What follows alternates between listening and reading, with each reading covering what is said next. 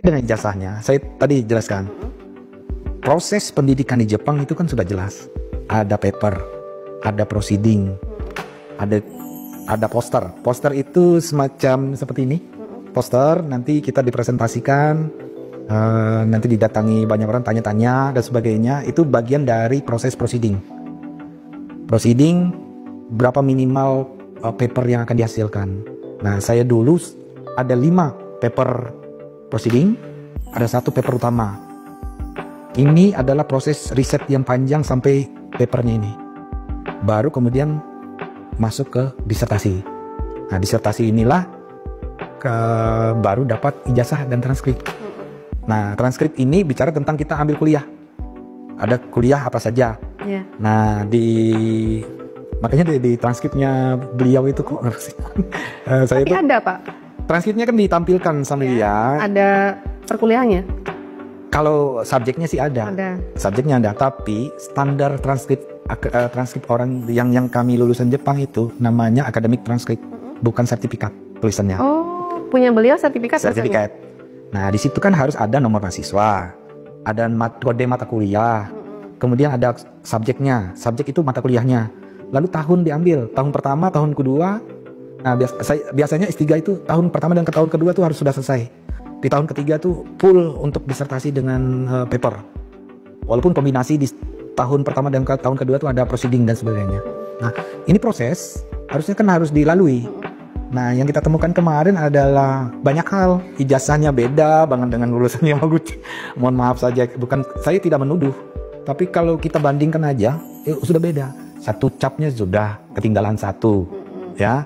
Terus sama-sama berbahasa Jepang. Satu di bawahnya itu dia pakai tanda tangannya pakai huruf kanji.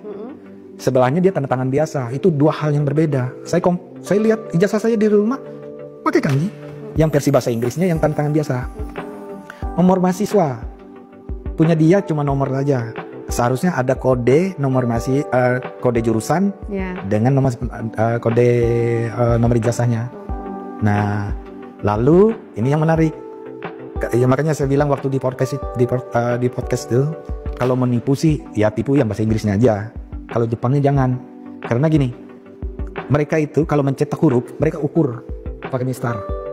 Besarannya hurufnya tuh ada standarnya. Jadi ada standar rata kiri, rata kanannya, besar hurufnya juga ada. Nah, punya yang dia ini nggak tahu rata kiri, rata kanannya nggak teratur gitu loh. Punya yang asli Yamaguchi itu lurus. Punya kami yang Jepang yang Hokkaido lurus, fit, persis sama.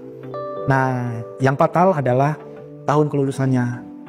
Nah, bagaimana bisa tahun 2000 S2 2006 beda bulan, S3 2006 beda bulan. Yang fatalnya adalah harusnya kalau dia masuk S2, dia punya kode mahasiswanya sendiri, ya kan? Kalau dia masuk S3, dia punya kode mahasiswanya sendiri. Tidak mungkin satu di berbarengan. Dari mana ceritanya? Kelupaan di situ. Iya.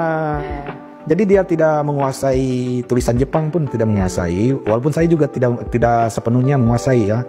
Artinya kalaupun saya belanja, kalaupun berketemu dengan kawan-kawan Jepang saya ya masih bisa lah berkomunikasi gitu.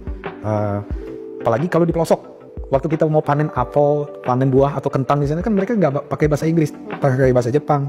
Tapi kalau memang nggak tahu ya terpaksa kita harus pakai bahasa Inggris atau paling terakhir itu kita gunakan bahasa Tarsan sudah. Bahasa Tarsan artinya kode, ada kode-kode tertentu dan paham gitu. Nah, yang terkait yang terakhir, yang kejanggalan ini bisa dipastikan bahwa kita kirim email ke Yamaguchi. Sampai ke sana Pak ya? Iya, kita tidak menanyakan, kita tidak menuduh ataupun apa, kita hanya menanyakan apakah ada mengeluarkan ijazah ini, apakah ada tulisan disertasi dan tesisnya di sini. Dua-duanya dikonfirmasi tidak ada. Yang dari akademis mengatakan bahwa kami tidak pernah mengeluarkan ijazah ini. 2 itu. Jadi bisa dipastikan beliau ini habis beasiswanya tapi tidak lulus. Oh, berarti beliau ini memang betul kuliah di sana? Memang kuliah di sana, akan tetapi kan ceritanya kan menganggap bahwa tidak keren kalau hanya S2 UGM. Jangan gitu dong. Saya juga S2 UGM tapi kan bisa selesai gitu loh. Artinya merendahkan diri lah gitu. Kalau memang S2 dan S3 selesai, ijazahnya ada, kemudian itu bisa dikonfirmasi di Yamaguchi. Nah, Mbak Anissa bisa cek nama saya di Hokkaido tanpa harus ada email aja di akademiknya. Apakah kenal dengan Roni Teguh misalnya gitu? Tabur-tabur Fix Me di makanan favorit Fix Me for you and me.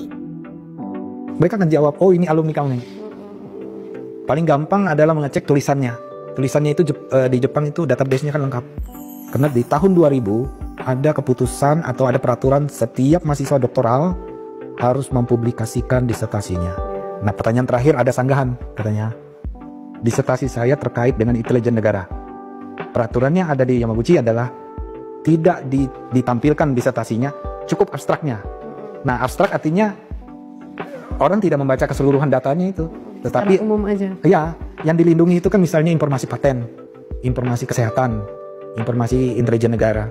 Tapi saya agak heran kok bisa dia mengakses intelijen negara sementara dia orang asing. That is impossible.